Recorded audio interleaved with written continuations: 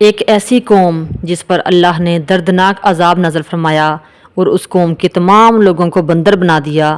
اس قوم کے لوگ کون سا ایسا گناہ کرتے تھے جس کی وجہ سے اللہ نے ان پر دردناک عذاب نازل فرمایا، اور یہ لوگ بندر بننے کے بعد کتنی دیر زندہ رہے، اور پھر ان کو کس قدر دردناک موت آئی۔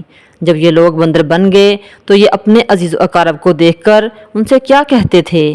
کیا آج کے دور میں پائے جانے والے بندر اسی قوم میں سے ہیں؟ ان تمام سوالوں کے جوابات قرآن و حدیث کی روشنی میں آج اس ویڈیو میں ہم آپ کو بتائیں گے۔ بسم اللہ الرحمن الرحیم۔ السلام علیکم ناظرین۔ انسانوں کے بندر بننے کی ابتدا حضرت داؤد علیہ السلام کی قوم سے ہوئی۔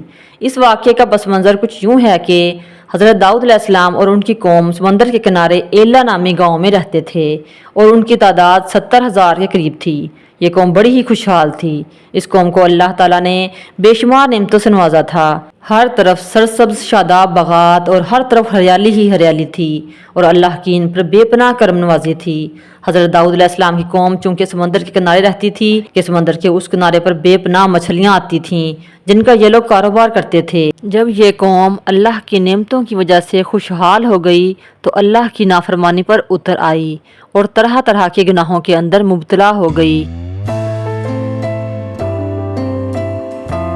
یہ نافرمان ہو گئے۔ ان لوگوں نے اکثر کام احکام توریت کے خلاف کرنا شروع کر دیے۔ توریت کے مطابق حرام کردہ چیزوں کو انہوں نے اپنے اوپر حلال بنا لیا۔ حضرت موسیٰ علیہ السلام کی شریعت کے منکر ہو گئے۔ اللہ نے اس قوم کا امتحان لینے کا ارادہ کیا اور حضرت داؤد علیہ السلام کو وحی بھیجی کہ اس قوم سے کہہ دیں کہ ہفتے والے دن مچھلی کا شکار کرنا بند کر دیں۔ اس طرح اللہ نے حضرت داؤد علیہ السلام کی قوم پر ہفتے والے دن مچھلی کا شکار حرام کر دیا، اور پھر یہاں سے اس قوم کی بربادی شروع ہو گئی۔ حضرت داؤد علیہ السلام نے اپنی قوم کو بتایا کہ اللہ نے ہفتے والے دن مچھلیوں کا شکار حرام کر دیا ہے، تو وہ لوگ بہت ہی زیادہ پریشان ہو گئے۔ ساری قوم سر جوڑ کر بیٹھ گئی، کیونکہ ہفتے کا دن ہی وہ دن تھا جس دن مچھلیاں وافر مقدار میں آتی تھیں، وہ خود بخود کنارے پر آ جاتی تھیں، جبکہ باقی دنوں میں مچھلیاں بہت کم نہ ہونے کے برابر ہوتی تھیں۔ اس قوم کا گزر بسر چونکہ مچھلیوں کے شکار پر تھا، اس وجہ سے اللہ کا حکم سن کر یہ قوم پریشان ہو گئی۔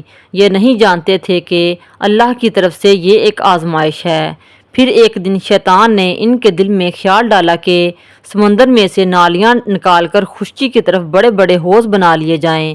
جب ہفتے والے دن مچھلیاں آئیں گی تو ان نالیوں سے ہو کر حوض کی طرف آ جائیں گی، اور اس طرح پھر ان نالیوں کا منہ بند کر دیا جائے۔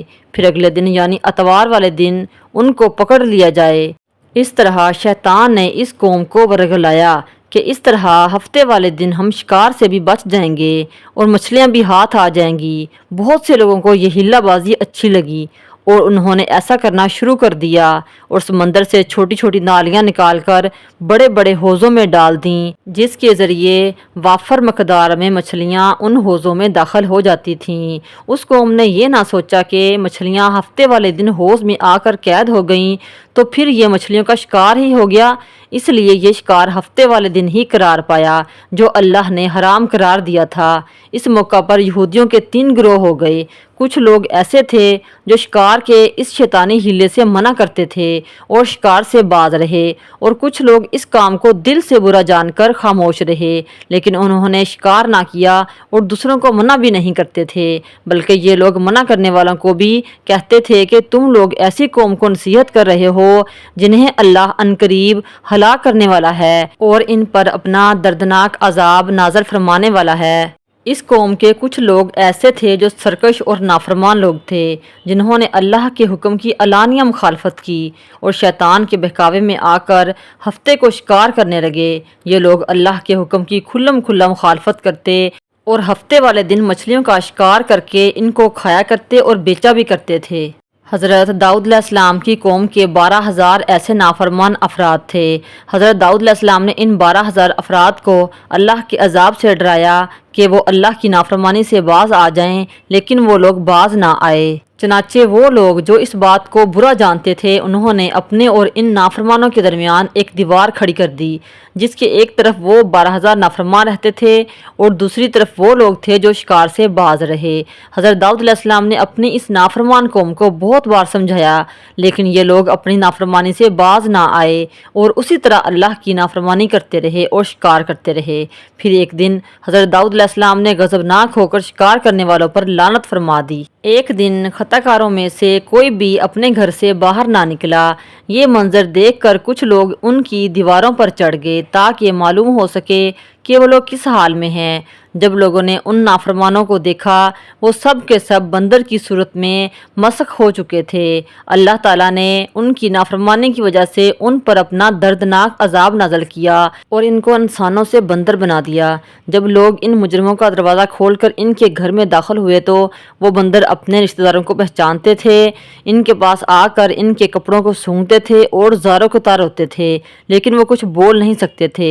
उन्होंने अल्लाह की नाफरमानी की। अल्लाह ने इनको बंदर बना दिया जिस तरह अल्लाह सूरत अल-बकरा में इरशाद फरमाता है, और बेशक ज़रूर तुम्हें मालूम है कि तुम में से वो जिन्होंने हफ्ते में सरकशी की तो हमने इनसे कहा हो जाओ बंदर धुतकारे हुए। इस तरह हज़रत दाऊद अलैहिस्सलाम की कौम के 12,000 बंदर बन गए। ये लोग 3 दिन जिंदा रहे और इस दौरान ये ना कुछ खा सकते थे और ना ही पी सकते थे बल्कि यूं ही भूखे प्यासे सब के सब हलाक हो गए। और वो लोग जो अल्लाह की इस नाफरमानी से लोगों को मना करते थे वो अल्लाह के इस अजाब से महफूज रहे, और वो लोग जो हफ्ते वाले दिन शिकार करने को बुरा जानकर खामोश रहे वो भी अल्लाह के इस अजाब से महफूज रहे।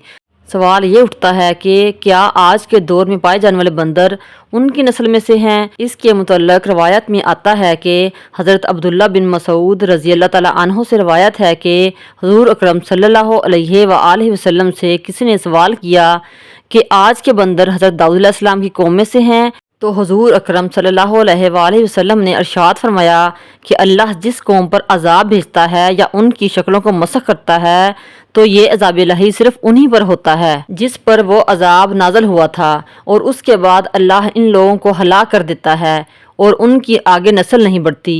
इसलिए ये गलत बात है। कुछ लोग ये सोचते हैं कि आज के बंदरों में से हज़रत दाऊद अलैहिस्सलाम की कौम के बंदर मौजूद हैं। ऐसा कुछ नहीं है। वो लोग सिर्फ 3 दिन जिंदा रहे फिर सब के सब हलाक हो गए और अल्लाह ने इस कौम के नाफरमानों को सफ़ा हस्ती से मिटा दिया। नाज़रीन इकराम, अगर आपको मेरी वीडियो अच्छी लगी है तो वीडियो को लाइक करें और चैनल को सब्सक्राइब करें। Thank you so much. मिलते हैं नेक्स्ट वीडियो में, तब तक के लिए अल्लाह हाफिज़।